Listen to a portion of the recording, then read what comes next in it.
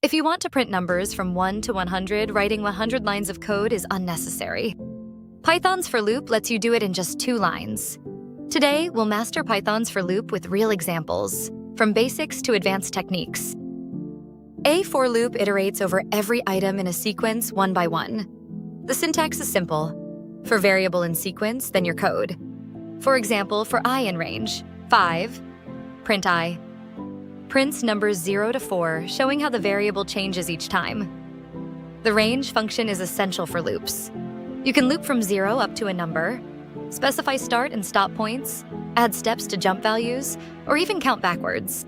For instance, range 10, 0, 1 counts down from 10 to 1. Lists hold multiple items, and for loops access each easily.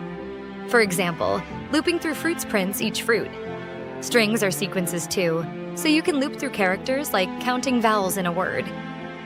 Dictionaries store key-value pairs. You can loop through keys, values, or both together.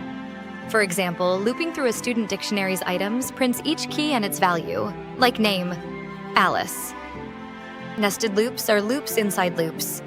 They're great for tasks like creating multiplication tables or printing star patterns, where one loop controls rows and the other controls columns or characters. These keywords control loop flow. Break stops the loop early, continue skips the current iteration, and pass acts as a placeholder when you plan to add code later. Enumerate adds an index to your loop, perfect for numbered lists. Zip lets you loop through 2 lists simultaneously, like pairing names with scores for easy printing.